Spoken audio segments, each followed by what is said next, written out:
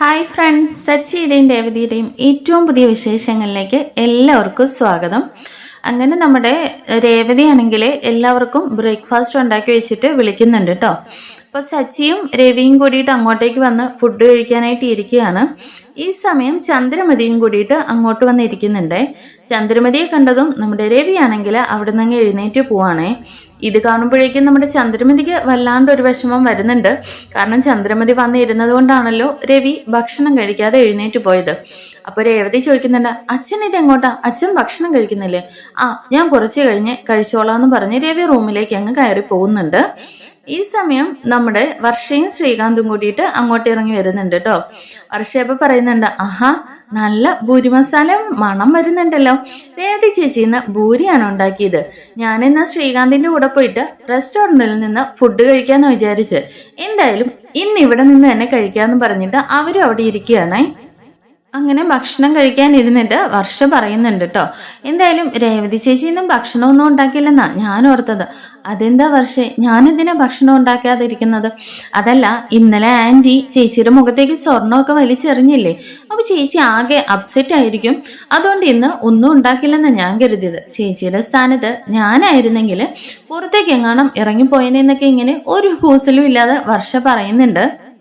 ഇത് കേൾക്കുമ്പോൾ നമ്മുടെ ചന്ദ്രമതിക്ക് അങ്ങ് ഭയങ്കര ദേഷ്യം വരുന്നുണ്ട് കേട്ടോ. വർഷനെ ഇങ്ങനെ രൂക്ഷമായിട്ട് നോക്കുന്നുണ്ട്. വർഷ അത് മൈൻഡ് പോലും ചെയ്യുന്നില്ല. എന്നാൽ ഈ സമയം ശ്രീകാന്തും പറയുന്നുണ്ട്, എന്തായാലും രേവതി ചേച്ചിനെ സമ്മതിച്ചേ മതിയാവൂ. ചേച്ചിയുടെ ഇത്രയും ക്ഷമിക്കാനുള്ള മനസ്സൊന്നും ആർക്കും ഉണ്ടായില്ലെന്നൊക്കെ പറയാനേ. രേവതിനെ ഇങ്ങനെ എല്ലാവരും പുകഴ്ത്തുന്ന കേൾക്കുമ്പോഴേക്കും നമ്മുടെ ചന്ദ്രമതിക്ക് അങ്ങോട്ട് സഹിക്കുന്നില്ല. എന്നാൽ നമ്മുടെ സച്ചി പറയുന്നുണ്ട്, എന്ത് ചെയ്യാനാ വർഷേ, ഇവളോട് എത്ര പറഞ്ഞു കൊടുത്താൽ പോലും മനസ്സിലായില്ല. അതുകൊണ്ടാണ് ഇവിടെ ഉള്ളവരെല്ലാം ഇവിടെ തലയിൽ കയറിയിരുന്ന മുളകരയ്ക്കുന്നതെന്ന് ഇങ്ങനെ സച്ചി പറയുന്നുണ്ട്.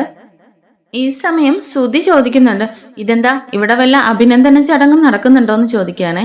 സച്ചി മറുപടിയായിട്ട് പറയുന്നത്, എടാ ഓടിപ്പോയവനെ, നീ അവളുടെ സ്വർണം എടുത്തോണ്ട് പോയിട്ട് അവള് ഇത്രയും ക്ഷമിച്ചെങ്കിൽ അവളെ അഭിനന്ദിക്കല്ലാതെ പിന്നെ എന്താ വേണ്ടതെന്ന് ചോദിക്കുന്നതിന്റെ മറുപടിയായിട്ട് നമ്മുടെ ശ്രുതിയാണ് കേട്ടോ പറയുന്നത്. സച്ചിന്റെ സ്വർണത്തിന്റെ പൈസ തരാന്ന് ഞാനല്ലേ പറഞ്ഞത്, പിന്നെന്തിനാ നിങ്ങൾ വീണ്ടും വീണ്ടും ഈ വിഷയം എടുത്തിടുന്നതെന്ന് ചോദിക്കുന്നുണ്ടേ. അതെന്തായാലും പൈസ കൈ കിട്ടിയിട്ട് അതിന് മറുപടി ഞാൻ പറയാം. എന്തായാലും പാർലറെടുത്തി നിനക്ക് ഞാൻ ഒരു അഡ്വൈസ് തരാം. നിനക്കിനി എന്തെങ്കിലും സ്വർണ്ണാഭരണങ്ങൾ ഉണ്ടെങ്കിൽ അത് പൂട്ടി ലോക്കർ വെച്ചിട്ട് കീയും കൂടി നീ കയ്യിൽ വെച്ചോണം. അല്ലെങ്കിൽ എപ്പോഴാ ഇവൻ എടുത്തുകൊണ്ട് ഓടിപ്പോവാന്ന് പറയില്ലെന്ന് ശ്രുതിക്ക് മറുപടി കൊടുക്കുന്നുണ്ട്.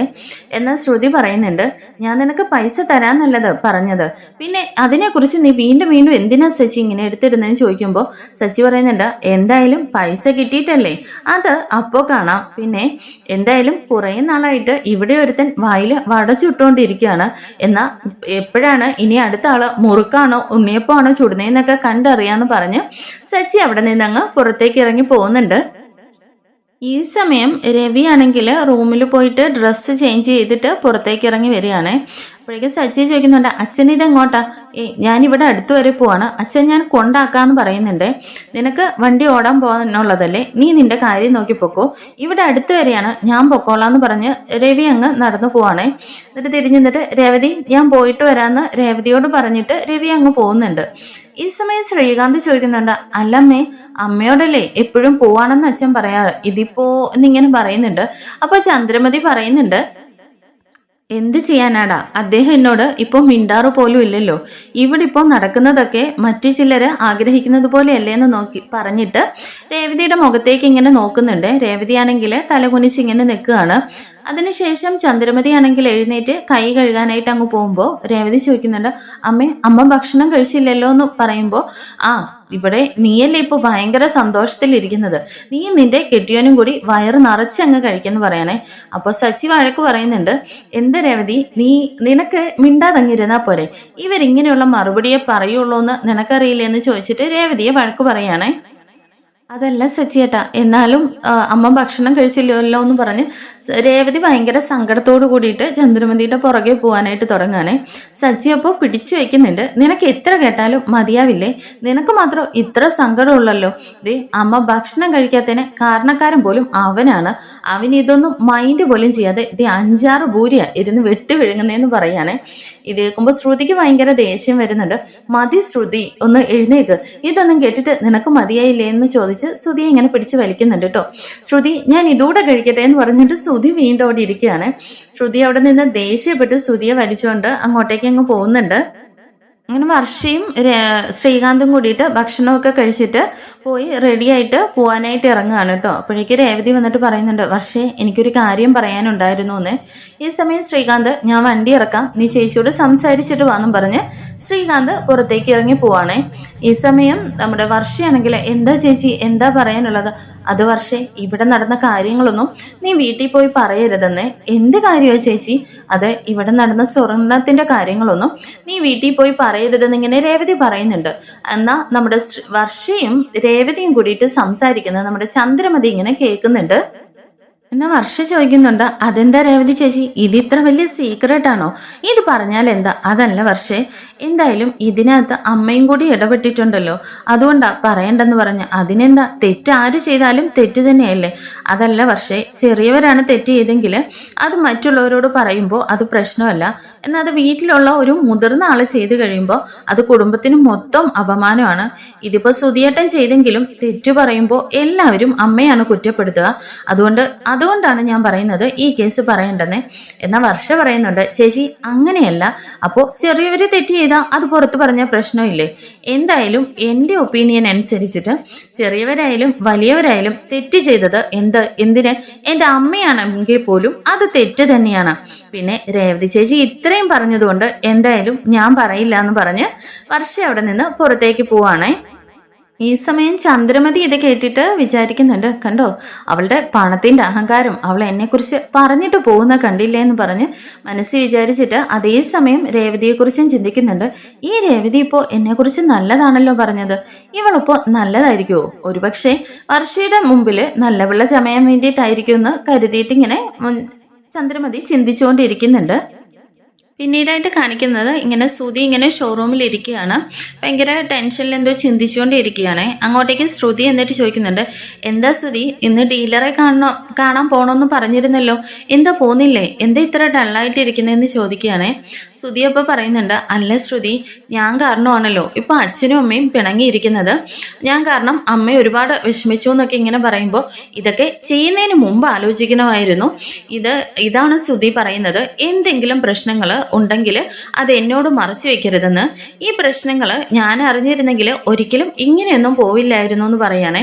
അപ്പോൾ ശ്രുതി പറയുന്നുണ്ട്, എന്തായാലും രേവതിയുടെ സ്വർണം ഞാനെടുത്ത് വിൽക്കാൻ പാടില്ലായിരുന്നു അല്ലേ, അതുകൊണ്ടല്ലേ ഈ പ്രശ്നങ്ങളൊക്കെ ഉണ്ടായത്. അത് തന്നെയാണ് പറഞ്ഞത്. ഇനിയും ഇതിനെക്കുറിച്ച് ചിന്തിച്ചിട്ട് കാര്യമില്ല, ഇനി അവരുടെ ക്യാഷ് എങ്ങനെ കൊടുക്കുമെന്ന് ചിന്തിക്കുമെന്ന് പറയാനേ. അപ്പോഴേക്ക് ശ്രുതി പറയുന്നുണ്ട്, എന്നാലും ഞാൻ കാരണം ശ്രുതിയും കൂടിയിട്ട് നാണം കെട്ടല്ലേ, ഇനിയിപ്പോൾ എന്താ ചെയ്യുക, ആ ക്യാഷ് ശ്രുതി കൊടുക്കാന്നും പറഞ്ഞില്ലേ എന്നൊക്കെ പറയുന്നുണ്ട്. അപ്പോൾ ശ്രുതി പറയുന്നുണ്ട്, അതെ ഇപ്പോൾ തന്നെ ഓൾറെഡി അച്ഛൻ്റെ ക്യാഷ് എടുത്തുകൊണ്ട് ശ്രുതി പോയതിനെ കുറിച്ച് സച്ചി എപ്പോഴും പറയാറുണ്ട്. എന്നാൽ ഇനി ഈ കാര്യം കൂടി, ഈ പൈസ ഉടനെ നമ്മൾ കൊടുത്തില്ലെങ്കിൽ ആ വീട്ടിൽ നമുക്ക് ഒരിക്കലും സമാധാനം ഉണ്ടാവില്ല. ഇനിയിപ്പോൾ സോറി എന്നും പറഞ്ഞുകൊണ്ടിരിക്കാതെ എങ്ങനെയാണ് ആ ക്യാഷ് കൊടുക്കുക എന്നുള്ളതിനെ കുറിച്ച് ചിന്തിക്കുന്നു പറയാനേ. ഇങ്ങനെ അവർ രണ്ടുപേരും കൂടി സംസാരിച്ചുകൊണ്ടിരിക്കുന്ന സമയത്ത് അവരുടെ ഷോപ്പിലേക്ക് പോലീസുകാർ കയറി വരുന്നുണ്ട്. അങ്ങനെ പോലീസുകാർ വന്ന് ശ്രുതിയോട് ചോദിക്കുന്നുണ്ട്, നിങ്ങളുടെ ഷോപ്പിൽ നിന്ന് പോയ സാധനങ്ങളൊക്കെ കിട്ടിയോന്ന്? ഇല്ല സാർ, ഇപ്പോഴും തിരിച്ചു കിട്ടിയിട്ടില്ലെന്ന് പറയാനേ. അപ്പോഴേക്കും ഇവർ കുറച്ച് പേര് നിങ്ങളുടെ കടയിൽ നിന്ന് പോയ സാധനങ്ങൾ വില കൊടുത്ത് മേടിച്ചവരാണ് എന്ന് പറയുമ്പോഴേക്കും ശ്രുതി ചോദിക്കുന്നുണ്ട്, അയ്യോ നിങ്ങൾ ഇങ്ങനെ മോഷ്ടിച്ച സാധനങ്ങളൊക്കെയാണ് സാർ മേടിക്കുന്നത്, എന്തായാലും ഞങ്ങളുടെ സാധനങ്ങൾ ഞങ്ങൾക്ക് തിരിച്ചു വേണമെന്ന് പറയണേ. അപ്പോൾ അവർ ചോദിക്കുന്നുണ്ട്, അല്ല ഞങ്ങൾ മുടക്കിയ പൈസ ഞങ്ങൾക്ക് തരണമല്ലോ, അതെങ്ങനെയാണ് തരേണ്ടത്? അപ്പോൾ പിന്നെ ഞങ്ങളുടെ ക്യാഷ് ആര് തരും? അതൊന്നും ഞങ്ങൾക്കറിയില്ല, ഞങ്ങളുടെ സാധനം ഞങ്ങൾക്ക് തിരിച്ചു വേണമെന്ന് ശ്രുതി പറയുന്നുണ്ട്. എന്നാൽ പോലീസുകാർ പറയുന്നുണ്ട്, ശരി നിങ്ങൾ തമ്മിൽ ഇപ്പോൾ വാക്കുതർക്കത്തിന് നിൽക്കണ്ട, എന്തായാലും നിങ്ങൾ സംസാരിച്ച് ഒരു ഡീലിങ്സിലെത്തുക. നിങ്ങളുടെ സാധനം ഇവർ കുറഞ്ഞ വിലയിലാണ് മേടിച്ചിരിക്കുന്നത്, ആ ക്യാഷ് കൊടുത്താൽ അവർ നിങ്ങളുടെ സാധനം തിരിച്ചു തരുമെന്ന് പറയുന്നുണ്ട്. അപ്പോഴേക്ക് ശ്രുതിയും കൂടി ഇങ്ങനെ പരസ്പരം മുഖത്തോട് മുഖം നോക്കുന്നുണ്ട്. എന്ത് തീരുമാനം എടുക്കണ്ടേന്ന് അറിയാൻ വേണ്ടിയിട്ട് ശ്രുതിയെ നോക്കുന്നുണ്ട്. അപ്പോഴേക്ക് അവര് തീർത്ത് പറയുന്നുണ്ട്, ഞങ്ങൾ കൊടുത്ത ക്യാഷ് എന്തായാലും ഞങ്ങൾക്ക് വേണമെന്ന്. അപ്പോൾ പോലീസുകാർ പറയുന്നുണ്ട്, എന്തായാലും നിങ്ങൾ രണ്ട് കൂട്ടരും ഇപ്പോൾ പറ്റിക്കപ്പെട്ട് നിൽക്കുകയാണ്. എന്തായാലും ഇവർ കുറഞ്ഞ വിലയ്ക്കാണ് ആ സാധനങ്ങൾ മേടിച്ചിരിക്കുന്നത്. ആ പൈസ കൊടുത്താൽ ഇവര് സാധനങ്ങൾ തിരിച്ചു തരും. ആ പ്രശ്നം ഇവിടെ സോൾവ് ആവുമെന്നും പറയുന്നുണ്ട്. എന്നാൽ ശ്രുതി ചോദിക്കുന്നുണ്ട്, അല്ല സാർ, നിങ്ങൾ എത്ര രൂപയ്ക്കാണ് ആ സാധനങ്ങൾ മേടിച്ചത്? അപ്പോൾ സാധനങ്ങളുടെ ലിസ്റ്റുകൾ ഇങ്ങനെ പറഞ്ഞിട്ട് എല്ലാം കൂടിയിട്ട് 1,00,000 രൂപയ്ക്കാണെന്ന് പറയണേ. അപ്പോൾ ശ്രുതി പറയുന്നുണ്ട്, ശരി, ഞങ്ങൾ സമ്മതിച്ചിരിക്കുന്നു, ആ 1,00,000 രൂപ ഞങ്ങൾ തന്നേക്കാം, സാധനങ്ങൾ ഇവിടെ എത്തിക്കണമെന്ന് പറയണേ. അങ്ങനെ പോലീസുകാരന് ഇടപെട്ടിട്ട് അത് ഡീലിങ്സ് ആക്കിയിട്ട് പോലീസുകാരും അയാളും കൂടിയിട്ട് അവിടെ നിന്ന് പോകുന്നുണ്ട് കേട്ടോ. അപ്പോഴേക്കും ശ്രുതി ചോദിക്കുന്നുണ്ട്, എന്തൊക്കെയാ ശ്രുതി പറയുന്നത്? എന്നാൽ ശ്രുതി ഇങ്ങനെ മിണ്ടുന്നില്ല. അവർ പോയി കഴിയുമ്പോഴേക്കും ശ്രുതി ചോദിക്കുന്നുണ്ട്, ശ്രുതി, നീ എന്താ അവരോട് പറഞ്ഞത്? നമ്മുടെ സാധനത്തിന് വേണ്ടിയിട്ട് 1,00,000 രൂപ അവർക്ക് കൊടുക്കാന്നോ? ഈ 1,00,000 രൂപ നമ്മൾ ഇനി എന്ത് ചെയ്യും എന്നൊക്കെ ചോദിക്കുകയാണ് ഈ പൈസയ്ക്ക് വേണ്ടിയിട്ട്. എന്നാൽ ശ്രുതി പറയുന്നുണ്ട്, ശ്രുതി, നമ്മുടെ കയ്യിൽ ഇപ്പോൾ നീലിമ തന്നതിൽ നിന്ന് 3,00,000 രൂപ ബാക്കിയുണ്ടല്ലോ. അപ്പോൾ ആ 1,00,000 രൂപ കൊടുത്തിട്ട് നമുക്ക് സാധനങ്ങൾ തിരിച്ച് മേടിച്ചു വെക്കാം. 2,00,000 രൂപ സച്ചിക്കും കൊടുക്കാം. ഇപ്പോൾ തൽക്കാലത്തിന് പ്രശ്നത്തിന് ഒരു പരിഹാരം ആവുമല്ലോ എന്ന് പറയുന്നുണ്ട്. ശ്രുതി പറയുന്നുണ്ട്, ശ്രുതി, അത് നമ്മൾ ബിസിനസ്സിന് എന്തെങ്കിലും എമർജൻസി ആയിട്ട് ഫണ്ട് വെച്ചിരിക്കുന്നതല്ലേ? എന്തെങ്കിലും എമർജൻസി ആവശ്യങ്ങൾ വന്നു പോയാൽ എന്ത് ചെയ്യും? ശ്രുതി, അതൊന്നും ഇപ്പോൾ ചിന്തിക്കാൻ പറ്റില്ല. ഇപ്പോഴത്തെ കാര്യങ്ങൾ നമുക്ക് നടക്കണം. സച്ചിയുടെ പൈസ ഉടനെ തന്നെ കൊടുത്തില്ലെങ്കിൽ നമ്മൾ വീണ്ടും പ്രശ്നത്തിലാവും. നമുക്ക് ആ വീട്ടിൽ ഒരു സമാധാനവും കിട്ടില്ല എന്നൊക്കെ ഇങ്ങനെ ശ്രുതി പറയുമ്പോൾ ശ്രുതിയും സമ്മതിക്കുന്നുണ്ട് കേട്ടോ. എന്നാൽ നമ്മുടെ ശ്രുതിയുടെ ആ ഷോറൂമിലെ സ്റ്റാഫുകൾ ഇതെല്ലാം മാറി നിന്ന് കേൾക്കുന്നുണ്ട്. അവര് പറയുന്നുണ്ട്, എന്തൊക്കെയാണ് ഇവിടെ നടക്കുന്നത്? ഇയാളുടെ കടയിൽ നിന്ന് എടുത്തുകൊണ്ട് പോയ സാധനത്തിന് ഇയാൾ പൈസ കൊടുത്ത് തന്നെ തിരിച്ചു മേടിക്കുന്നോ? എങ്കിൽ പിന്നെ നമുക്കൊരു കാര്യം ചെയ്താലോ, ഈ കടയിൽ നിന്ന് കുറച്ച് സാധനങ്ങൾ എടുത്തുകൊണ്ട് നമുക്കും മറിച്ച് വെക്കാന്ന് പറയാനേ. അപ്പൊ കൂട്ടത്തിലുള്ള ആള് പറയുന്നുണ്ട്, എടാ, എന്തിനാ പുറത്തു കൊടുക്കുന്നത്? ഈ കടയിൽ നിന്ന് ഇയാൾക്ക് തന്നെ എടുത്തു കൊടുത്താൽ അയാൾ നമുക്ക് പൈസ തരുമല്ലോ എന്ന് പറഞ്ഞിട്ട് കളിയാക്കി ചിരിക്കുകയാണ് കേട്ടോ നമ്മുടെ ശ്രുതിനെ. പിന്നീടായിട്ട് കാണിക്കുന്നത് രവിയാണെങ്കിൽ ഒരു പഴയ ബുക്കുകളൊക്കെ ഇങ്ങനെ തട്ടിക്കുടഞ്ഞ് അടുക്കി വെക്കുകയാണ് കേട്ടോ. ഈ സമയം പൊടിയടിച്ചിട്ട് വല്ലാണ്ടങ്ങ് കുത്തി ചുമക്കുന്നുണ്ട്. അപ്പോഴേക്കും സച്ചി പുറത്തു പോയിട്ട് കയറി വരുന്നുണ്ടല്ലോ. അച്ഛാ എന്ത് പറ്റി അച്ഛാന്ന് ചോദിച്ചിട്ട് സച്ചി ഓടി വരുന്നുണ്ട്. ചന്ദ്രമതി ഈ സമയം രവി ചുമക്കുന്ന കേട്ടിട്ട് വെള്ളം എടുത്തോണ്ട് ഓടി വന്ന് നീട്ടിക്കൊണ്ട് നിൽക്കുകയാണ്. രവി അങ്ങോട്ടേക്ക് നോക്കുന്നേ ഇല്ല കേട്ടോ. ഓടി വന്നിട്ട് സച്ചി ആ വെള്ളം എടുത്ത് കൊടുത്തിട്ട്, അച്ഛാ വെള്ളം കുടിക്കെന്ന് പറഞ്ഞിട്ട് സച്ചി ആ വെള്ളം നീട്ടുന്നുണ്ട്. രവി ആ സൈഡിലേക്ക് നോക്കുക പോലും ചെയ്യാതെ തന്നെ പോയി വെള്ളം എടുത്ത് കുടിക്കുകയാണ് കേട്ടോ. ഈ സമയം രേവതിയാണെങ്കിൽ ടെറസിന്റെ മുകളിൽ നിന്ന് തുണി എടുക്കാൻ പോയിട്ട് ഇറങ്ങി വരികയാണ്. രവി വീണ്ടും ചുമച്ചുകൊണ്ടിരിക്കുകയാണല്ലോ. അപ്പോൾ രേവതി ചോദിക്കുന്നുണ്ട്, എന്താ അച്ഛാ, അച്ഛന് ചൂടുവെള്ളം വേണ്ടോ? വേണ്ട മോളെ, ഞാൻ കുടിച്ചു എന്ന് പറഞ്ഞ് രവി അവിടെ പോയി ഇരിക്കുകയാണ്. എന്നാൽ ചന്ദ്രമതി ആണെങ്കിൽ വെള്ളം അവിടെ വെച്ചിട്ട് ദേഷ്യപ്പെട്ട് റൂമിലേക്ക് അങ്ങ് കയറി പോകുന്നുണ്ട്. ഈ സമയം രേവതി വന്നിട്ട് ചോദിക്കുന്നുണ്ട്, എന്താ ഉണ്ടായത്? സച്ചി അപ്പോൾ നടന്ന കാര്യങ്ങളൊക്കെ പറയുന്നുണ്ട് കേട്ടോ. അച്ഛന് ചുമച്ചപ്പോൾ അമ്മ വെള്ളം എടുത്തുകൊണ്ട് വന്നു, എന്നാൽ അച്ഛനത് മേടിച്ചു കുടിച്ചില്ല, തനിയെ പോയി എടുത്ത് കുടിച്ചു എന്നൊക്കെ പറയുകയാണേ. അപ്പോഴേക്ക് രേവതിക്ക് അങ്ങ് ഭയങ്കര വിഷമാവുന്നുണ്ട്. രേവതി ചോദിക്കുന്നുണ്ട്, എന്താ സച്ചിയേട്ടാ, അച്ഛന് ഇത്രയ്ക്കും ദേഷ്യമാണോ? അച്ഛന് ദേഷ്യം ഒട്ടും കുറഞ്ഞിട്ടില്ലല്ലോ, ഇനിയിപ്പോൾ നമ്മൾ എന്താ ചെയ്യാന്നൊക്കെ പറയുന്നുണ്ട്. സച്ചി പറയുന്നുണ്ട്, എന്തായാലും അച്ഛൻ ഒരിക്കലും ഇങ്ങനെയൊന്നും പെരുമാറിയിട്ടില്ല, അച്ഛന് നല്ല ദേഷ്യവും സങ്കടം ഉള്ളതുകൊണ്ടാണ്, എന്തായാലും നമുക്ക് കാത്തിരുന്ന് നോക്കാമെന്ന് പറഞ്ഞിട്ട് സച്ചി അവിടെ നിന്ന് പോകുന്നുണ്ട്. പിന്നീടായിട്ട് കാണിക്കുന്നത് നമ്മുടെ രവിയാണെങ്കിൽ അവിടെ ഇങ്ങനെ ഇരിക്കുന്ന സമയത്താണ് നമ്മുടെ ശ്രുതിയും കൂടി കയറി വരുന്നത്. ശ്രുതി വരുന്നത്, അച്ഛാ അമ്മ എന്തിയെന്ന് ചോദിക്കണേ.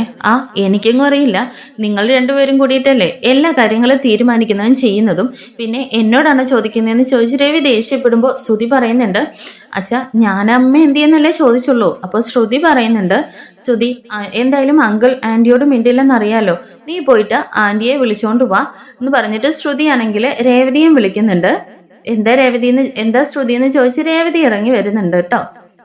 ശ്രുതിയപ്പോ പറയുന്നുണ്ട്, രവതി നിന്റെ ഭർത്താവിനെയും കൂടി വിളിക്ക്. ആഹാ, എന്താ ഇവിടെ വന്ന പാടെ ഒരു പഞ്ചായത്തിൽ നിന്ന് ചോദിച്ചുകൊണ്ട് നമ്മുടെ സച്ചി അങ്ങോട്ടേക്ക് വരുന്നുണ്ട് കേട്ടോ. അപ്പോഴേക്കും ചന്ദ്രമതിയും ചോദിക്കുന്നുണ്ട്, എന്താടാ എന്താ ശ്രുതി എന്ന് ചോദിച്ചുകൊണ്ട് വരുമ്പോൾ, അമ്മേ ഞാനിവിടെ ജീവനുള്ളിടത്തോളം കാലം അമ്മ ഒരിക്കലും ആരുടെയും മുമ്പിൽ നാണം കെടേണ്ടി വരില്ല എന്ന് പറയാനേ. അപ്പോൾ സച്ചി പറയുന്നുണ്ട്, എടാ നീ ഒരുത്തൻ കാരണം മാത്രമാണെടാ അമ്മ ഇവിടെ നാണം കെട്ടുകൊണ്ടിരിക്കുന്നത്, ഇപ്പോഴും അത് തന്നെയല്ലേ എന്ന് പറയുമ്പോൾ ശ്രുതി പറയുന്നുണ്ട്, സച്ചി ഇത് കഴിഞ്ഞു പോയ കാര്യം വീണ്ടും വീണ്ടും പറയണ്ട, ശ്രുതി എന്തിനാ എപ്പോഴും വായി തോന്നൊക്കെ പറയുന്നതെന്ന് ചോദിക്കാനേ. അപ്പോഴേക്ക് രേവതിയാണ് കേട്ടോ അതിന് മറുപടി പറയുന്നത്, നിന്റെ ഹസ്ബൻഡ് ചെയ്ത കാര്യങ്ങളാണ് സച്ചിയേട്ടൻ ഇവിടെ പറഞ്ഞിട്ടുള്ളത്, അതുകൊണ്ട് തന്നെയാണ് ഇവിടെ ഓരോ പ്രശ്നങ്ങളും ഉണ്ടായത്. പിന്നെ എന്തിനാ ഇല്ലാത്ത കാര്യമൊന്നും സച്ചിയേട്ടൻ പറഞ്ഞില്ലല്ലോ എന്നൊക്കെ രേവതിയും നല്ല മറുപടി കൊടുക്കുന്നുണ്ട്. എന്നാൽ ശ്രുതി പറയുന്നുണ്ട്, ശരിയാണല്ലോ, നീ എന്തിനാ ആവശ്യമില്ലാതെ എന്നെ പറയുന്നതെന്ന് ചോദിച്ച് രണ്ടുപേരും കൂടി അങ്ങോട്ടും ഇങ്ങോട്ടേക്കും പറയുന്നുണ്ട്. എന്നാൽ ശ്രുതി പറയുന്നുണ്ട്, സച്ചി ഇത് നിർത്തിക്കോ എന്ന് പറഞ്ഞിട്ട് ബാഗിൽ നിന്ന് ഒരു 2 ലക്ഷം രൂപ എടുക്കുകയാണ് കേട്ടോ. ദേ രേവതി, ഇത് നിന്റെ സ്വർണം വിറ്റ പൈസയാണ്, ഇത് 2 ലക്ഷം രൂപയുണ്ടെന്നും പറഞ്ഞ് പൈസ രേവതിയുടെ നേരെ നീട്ടുകയാണ്. അപ്പോഴേക്ക് ചന്ദ്രമതി ചോദിക്കുന്നുണ്ട്, അല്ല ശ്രുതി ഇപ്പൊ നിങ്ങൾക്ക് എവിടുന്ന പൈസ എന്നാ സച്ചി പറയുന്നുണ്ട്, അതെ നിങ്ങളുടെ സ്വർണം അവിടെ തന്നെ ഉണ്ടോന്ന് ഊരി വെച്ചത് പോയി നോക്കിയെന്ന് പറയാനേ. എന്നാൽ ശ്രുതി പറയുന്നുണ്ട്, ദേ സച്ചി അനാവശ്യം പറയരുത്, അതിന്റെ ആവശ്യം എന്തായാലും തൽക്കാലം ഇപ്പൊ ഞങ്ങൾക്കില്ല, ഇത് എന്റെ അച്ഛൻ അയച്ചു തന്ന പൈസയാന്ന് പറയാനേ. അപ്പൊ സച്ചി വീണ്ടും ചോദിക്കുന്നുണ്ട്, ആരയച്ചു എന്ന്, നിന്റെ അച്ഛനോ? അപ്പൊ രവിയും ചോദിക്കുന്നുണ്ട്, അല്ല ശ്രുതിയുടെ അച്ഛൻ ജയിലിലല്ലേ? അപ്പോഴേക്ക് ശ്രുതിയാണ് കേട്ടോ പറയുന്നത്, അച്ഛാ ഇവളുടെ ഇളയച്ഛനോട് പറഞ്ഞിട്ട് പൈസ അയച്ചു തന്നതാണെന്ന് പറയാനേ. അപ്പോഴേക്ക് ചന്ദ്രമതി ചോദിക്കുന്നുണ്ട്, അല്ല ശ്രുതി അച്ഛനോടൊപ്പം ഇവിടെ നടന്ന കാര്യങ്ങളെല്ലാം പറഞ്ഞോ? ഇല്ല ആന്റി, ബിസിനസ് ആവശ്യങ്ങൾക്ക് വേണ്ടിയിട്ടാണെന്ന് പറഞ്ഞാണ് ഞാൻ പൈസ ചോദിച്ചത്, ആൻറ്റി ടെൻഷൻ ആവണ്ട, ഈ നമ്മുടെ ഫാമിലി പ്രോബ്ലം ഒന്നും ഞാൻ ഒരിക്കലും പുറത്ത് പറയില്ല എന്നൊക്കെ ഇങ്ങനെ ശ്രുതി വലിയ വീമ്പിൽ ഇങ്ങനെ പറയുന്നുണ്ട് കേട്ടോ.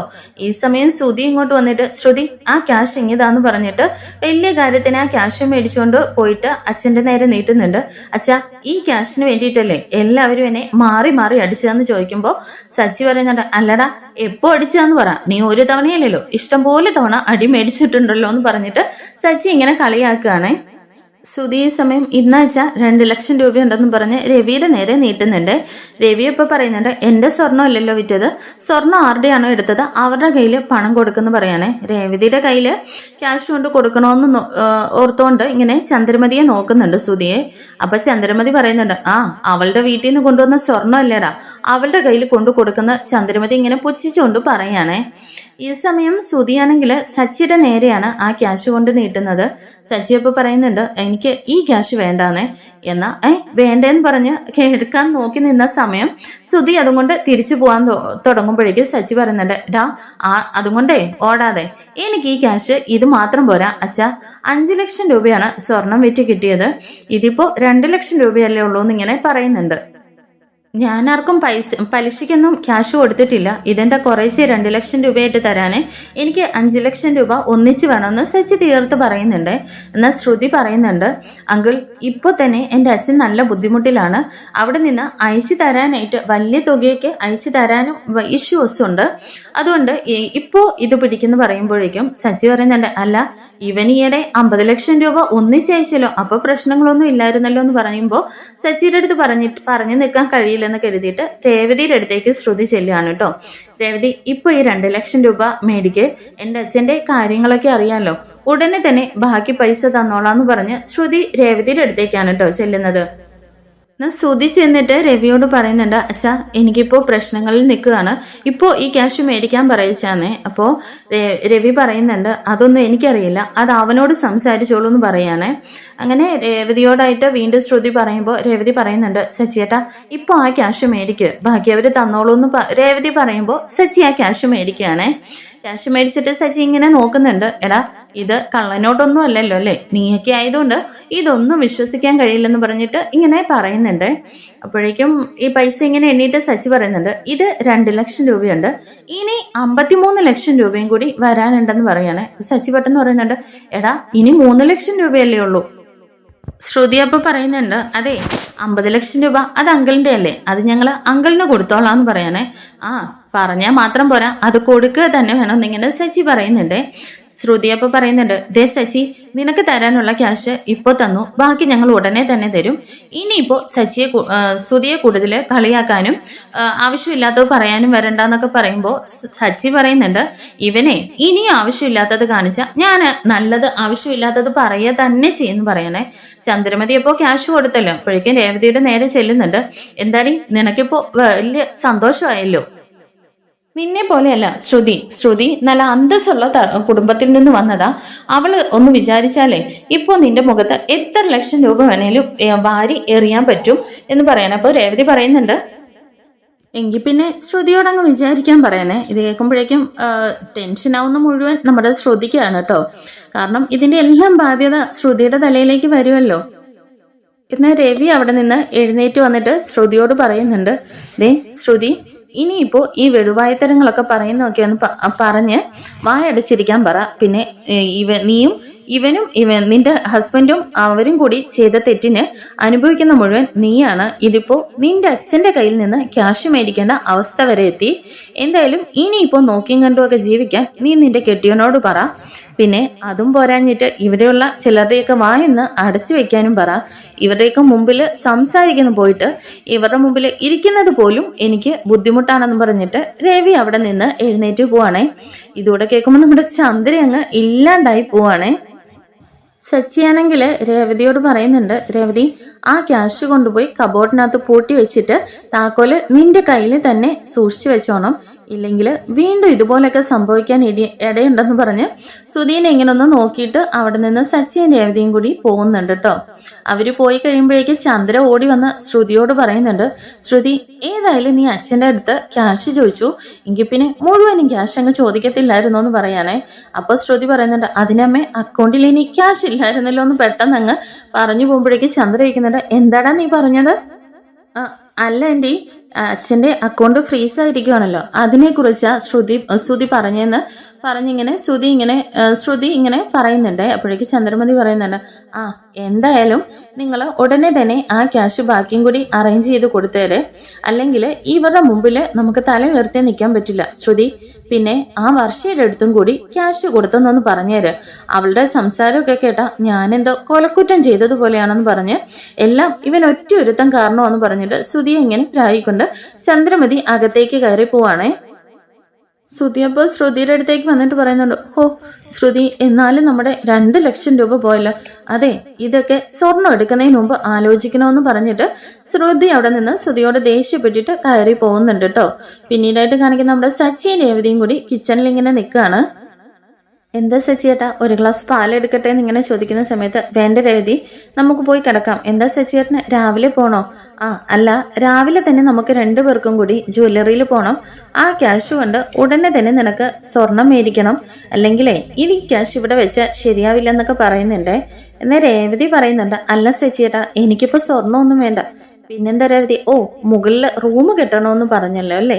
എന്നിങ്ങനെ സച്ചി പറയുമ്പോൾ, റൂമൊക്കെ കെട്ടണം, അത് നമുക്ക് കുറേശ്ശെ ചേർത്ത് വെക്കാം സച്ചിയേട്ടാ. പിന്നെന്താ രേവതി, ഇതിപ്പോ ഉദ്ദേശിക്കുന്ന? അല്ല സച്ചിയേട്ടൻ അന്നും പറഞ്ഞിരുന്നില്ലേ, ഒരു കാറും കൂടിയിട്ടുണ്ടെങ്കിൽ നമുക്ക് കൂടുതൽ വരുമാനം ഉണ്ടാവുന്ന, നമുക്കൊരു സെക്കൻഡ് ഹാൻഡ് കാറും കൂടി മേടിച്ചാലോ? അപ്പൊ അതും കൂടി ഓടുന്ന പൈസ വെച്ചിട്ട് നമുക്ക് റൂം കെട്ടാനായിട്ട് സൂക്ഷിച്ചു വെക്കാം. അതാവുമ്പോ അച്ഛന് ഒരുപാട് സന്തോഷമെന്ന് പറയണേ. അപ്പൊ സച്ചി പറയുന്നുണ്ട്, അത് ശരിയാ രേവതി, നമുക്കെന്നാ നാളെ തന്നെ ഒരു കാറ് നോക്കിയേക്കാം. അത് 2 കാറൊക്കെ ഉണ്ടെന്ന് പറയുമ്പോൾ അച്ഛന് ഒരുപാട് സന്തോഷമാവും. എന്നാ പോയി കിടക്കാന്നും പറഞ്ഞിട്ട് സച്ചി രേവതിയും കൂടി ഇങ്ങനെ പോവാനായിട്ട് തുടങ്ങുകയാണേ. എന്നാൽ രേവതി വീണ്ടും പറയുന്നുണ്ട്, സച്ചിയേട്ടാ, എന്തായാലും അമ്മയും അച്ഛനും തമ്മിലുള്ള പിണക്കം എങ്ങനെയെങ്കിലും ഒന്ന് മാറ്റണ്ടേ? ഇല്ലെങ്കിൽ ഈ വീട്ടിലുള്ള ആർക്കും ഒരു സന്തോഷം ഉണ്ടാവില്ല. ആ ബാമയാൻറ്റി വരുമ്പോൾ പ്രശ്നങ്ങളൊക്കെ തീരുമെന്നാണ് കരുതിയത്. എന്നാൽ പ്രശ്നങ്ങളൊക്കെ ഇപ്പോൾ കൂടുവല്ലേ ചെയ്തതെന്ന് പറയണേ. അപ്പോൾ സച്ചി പറയുന്നുണ്ട്, രേവതി, നമ്മൾ എന്ത് ചെയ്യാനാ? അച്ഛനോട് നമ്മൾ പോയി സംസാരിക്കുകയും ചെയ്തു. അച്ഛനത് പറഞ്ഞപ്പോൾ ദേഷ്യപ്പെടുകയല്ലേ ഉണ്ടായത്. പിന്നെ എന്താ ചെയ്യാ സച്ചിയേട്ടാ, നമ്മളത് പറഞ്ഞതാണ്, എന്നാലും നമുക്ക് ഒന്നുകൂടി പോയി സംസാരിച്ചല്ലോ എന്ന് രേവതി ഇങ്ങനെ പറയുന്നുണ്ട്. അങ്ങനെ സച്ചിയും രേവതിയും കൂടിയിട്ട് രവിയുടെ അടുത്തേക്ക് ചെല്ലുകയാണ്. അങ്ങനെ സച്ചിയും രേവതിയും കൂടിയിട്ട് ചെല്ലുന്ന സമയത്ത് രവിയാണെങ്കിൽ ഹോളിൽ വന്നിട്ട് ഇങ്ങനെ സെറ്റിൽ കിടക്കുകയാണേ. ഇതെന്താ അച്ഛൻ ഇവിടെ കിടക്കുന്നത്? എന്താടാ, എനിക്കിവിടെ കിടക്കത്തില്ലേ? അല്ല, അച്ഛൻ റൂമിൽ പോയി കിടക്ക്. ഇവിടെ കിടന്നാൽ അച്ഛന് പൊടിയൊക്കെ അലർജി ഉള്ളതല്ലേ. തന്നെയല്ല, ഇവിടെ നല്ല ചൂടുണ്ട്. റൂമിലാവുമ്പോൾ AC ഇട്ട് കിടക്കച്ചാന്ന് പറയാണേ. എന്നാ രവി പറയുന്നുണ്ട്, എടാ നിനക്ക് ഞാൻ ഇപ്പോഴല്ലേ AC ഒക്കെ കിടക്കുന്നത്? പണ്ട് വീട്ടിൽ വെച്ചിട്ടാണെങ്കിൽ തറയിലാണ് കിടന്നുകൊണ്ടിരുന്നത്. പിന്നെ എവിടെ കിടന്നാലും എനിക്ക് ഉറക്കം വരുമെന്നുള്ളത് നിനക്കറിയാലോ. അച്ഛൻ എന്തെങ്ങനെ കൊച്ചു കുട്ടികളെ പോലെ? അമ്മയുള്ളത് കൊണ്ടല്ലേ അച്ഛൻ അവിടെ പോയി കിടക്കാത്തത്. അമ്മയോട് പോയി മിണ്ടിയിട്ട് അവര് സ്വർണത്തിന്റെ ക്യാഷും തന്നു, പ്രശ്നങ്ങളെല്ലാം അവസാനിച്ചല്ലോ. പണമല്ലായിരുന്നോ? അത് സോൾവ് ആയില്ലേ? ഇനി അച്ഛൻ പോയി കിടക്കെന്ന് പറയണേ. എന്നാൽ രേവതിയോട് രവി പറയുന്നുണ്ട്, രേവതി പണമല്ല അവളുടെ ഗുണമാണ് പ്രശ്നം. അത് മാറാതെ ഇനി ഒരിക്കലും അവള് നന്നാവില്ലെന്ന് പറയണേ. അപ്പോൾ സച്ചി വീണ്ടും പറയുന്നുണ്ട്, അച്ഛൻ ഇങ്ങനെയൊന്നും പറയാതെ, കൊച്ചു കുട്ടികളെ പോലെ ആവാതെ അച്ഛൻ അമ്മയോട് പോയി മിണ്ടിയിട്ട് അവിടെ പോയി കിടക്കെന്ന് പറയണേ. എന്നാൽ രവി പറയുന്നുണ്ട്, സച്ചി ഞാൻ നിന്നോട് നേരത്തെ പറഞ്ഞതാണ്, ഇത് ഞങ്ങളുടെ ഇടയിലുള്ള പ്രശ്നമാണ്, നീ ഇടപെടണ്ടെന്നൊക്കെ ഇങ്ങനെ രവി ദേഷ്യപ്പെട്ട് പറയുന്നുണ്ട്. ഈ സമയം നമ്മുടെ ചന്ദ്രമതി ആണെങ്കിൽ പുതപ്പും തലകണിയൊക്കെ എടുത്തുകൊണ്ട് പുറത്തേക്ക് വരികയാണേ. ഇത് കാണുമ്പോഴേക്ക് രേവതിക്കുന്നുണ്ട്, അല്ല അമ്മ ഇത് ഇവിടെ പോവാ? അതെ, ഞാൻ ഇവിടെ കിടന്നോളാം, അകത്ത് നല്ല തണുപ്പാണ്, അതുകൊണ്ട് ഞാൻ ഇവിടെ കിടന്നോളാം എന്ന് പറയണേ. അപ്പോഴേക്കും അച്ഛൻ റൂമിൽ പോയി കിടക്കെന്ന് പറഞ്ഞ് സച്ചി ഇങ്ങനെ രവിയെ തള്ളിക്കൊണ്ട് പോവാണ്. അപ്പൊ രവി അകത്തേക്ക് അങ്ങ് പോകുന്നുണ്ട്. അപ്പോഴേക്കും രേവതി പറയുന്നുണ്ട്, അമ്മയും അകത്തു പോയി കിടക്ക്. അതെ, ഞാൻ ഇവിടെ ഇറങ്ങിയത് കൊണ്ടാണ് അദ്ദേഹം റൂമിലേക്ക് കയറിയത്. പിന്നെ ഞാൻ ഇല്ലെന്നും പറഞ്ഞിട്ട് ആരുടെ ഉറക്കമൊന്നും കളയണ്ട, ഞാൻ ഇവിടെ എവിടെയെങ്കിലും കിടന്നോളാന്ന് പറയണേ. അപ്പൊ സച്ചിക്കുന്നുണ്ട്, ഇവിടെയോ?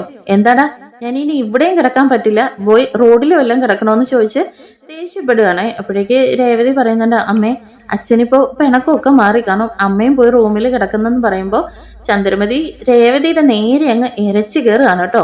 നീ എന്താടി, നിന്റെ ആഗ്രഹം നടന്നില്ലേ? ഇത് തന്നെയല്ലേ നീ ആഗ്രഹിച്ചത്? ഇനിയിപ്പോ ഞാൻ എവിടെയെങ്കിലും കിടന്നോളാം, മിണ്ടാതെ നീ നിന്റെ കാര്യം നോക്കി പോന്ന് പറഞ്ഞിട്ട് രേവതിയുടെ നേരെ ചാടിക്കടിക്കുന്നുണ്ട്. അടുത്ത എപ്പിസോഡിൽ എന്താണെന്ന് കാണും വരയ്ക്കും താങ്ക് യു ഫോർ വാച്ചിങ്. നമ്മുടെ ചാനൽ ഇഷ്ടമായ ഒന്ന് ലൈക്ക് ചെയ്തും ഹൈപ്പ് ചെയ്തും കമന്റ് ചെയ്തും